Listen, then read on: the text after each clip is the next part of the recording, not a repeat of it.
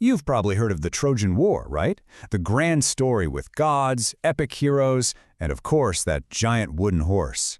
But what if I told you that behind that famous myth is a much darker and very, very real story?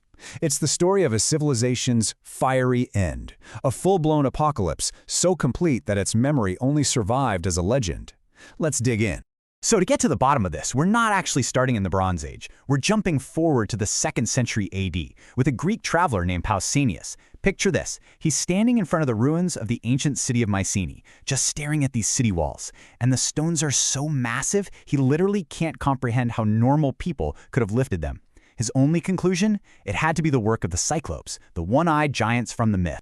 And that right there, that's the key to this whole mystery. What if the giants were just people?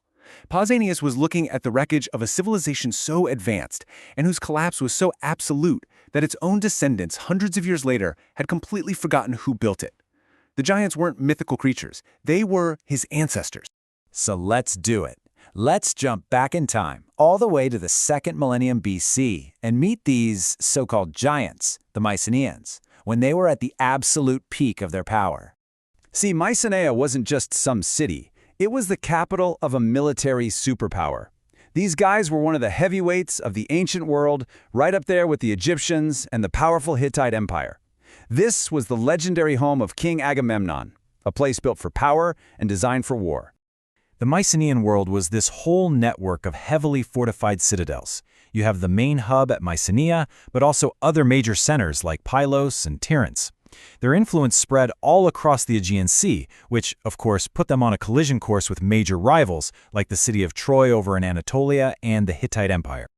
And we're not talking about some sleepy little towns either.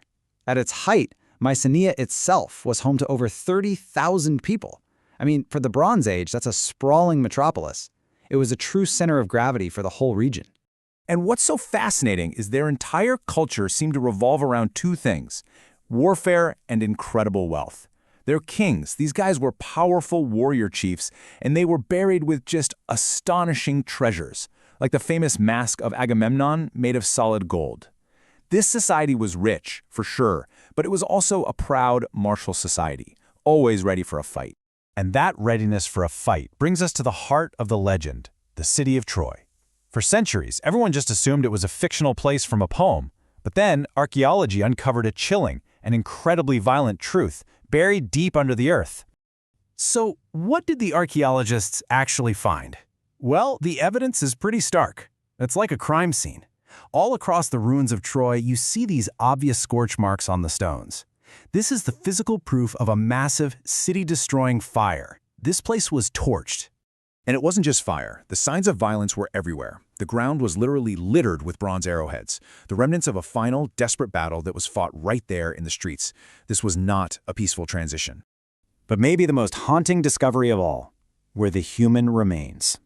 They weren't found in proper graves. They were found scattered in the streets, in the houses, left exactly where they fell. It points to a sudden, brutal slaughter, a sacking of the city so complete that there was no one left to even bury the dead. So when you put it all together, the myth versus the reality, you get two very different stories. The myth is this heroic saga of gods and demigods. But the reality, from the late 13th century BC, was a brutal, scorched earth destruction. And it wasn't just Troy. It was part of a much wider, violent collapse that was happening all across the ancient world. But here is where the story takes a twist that you would never expect. You'd think the victors, the Mycenaeans, would sail home for a massive victory parade, right? Well, they didn't. In fact, they were about to disappear themselves. Yeah, that victory lap, it never happened. Whatever victory Agamemnon might have had was completely hollow. Because within just a generation or two after Troy burned, the great Mycenaean palaces, including Mycenae itself, were also violently destroyed and abandoned. The conquerors were conquered. This timeline really shows you just how fast and how completely everything fell apart. Around 1200 BC, the great palaces burned down. 100 years later, their entire system of writing has vanished. Then, silence. For 300 years, until the first epic poems about Troy start to emerge. And it takes over 1,000 years for Pausanias to show up and have no clue who built the ruins he's looking at. I really want to pause on this because it is so hard to wrap our heads around how severe this collapse was. This wasn't a recession. This was a hard reset of civilization. The trade networks, the art, the bureaucracy, all of it, gone. They even forgot how to write. Their script, which we call Linear B, just vanished. A true dark age had begun. So this just raises a massive question. If the entire civilization was basically wiped clean, I mean, they forgot their own written language. How on earth did the story of a war at Troy manage to survive at all? I mean, really think about it. There are no books, no historical records, no libraries. All you have are survivors living in the shadows of these giant, crumbling ruins. How does a memory make it across hundreds of years of darkness like that? Well, the leading theory is that it survived through oral tradition. For centuries, bards and storytellers passed the tales down from generation to generation. The poems acted like a kind of time capsule, incubating what one historian calls a hazy, authentic memory of the end of their world. The names got changed, gods were added, but the core trauma, that feeling of a world-ending apocalypse, that stayed. And you can feel that trauma in the poetry. Listen to this line from a later poet retelling the old stories. It's not heroic or glorious. It's just brutal. It speaks to that grim reality that was preserved in the memory of the songs, a memory of total slaughter. So, the process that turns history into myth is actually pretty simple when you break it down. Step 1. A great civilization builds things that seem impossibly huge. Step 2. That civilization collapses completely. Step 3. A few centuries later, the survivors living in the ruins have no memory of who their ancestors were. Which leads to Step 4. The only explanation they can come up with is that the original builders must have been giants. And that's really the big takeaway here. The story of Troy is a powerful reminder that myths aren't always just fairy tales.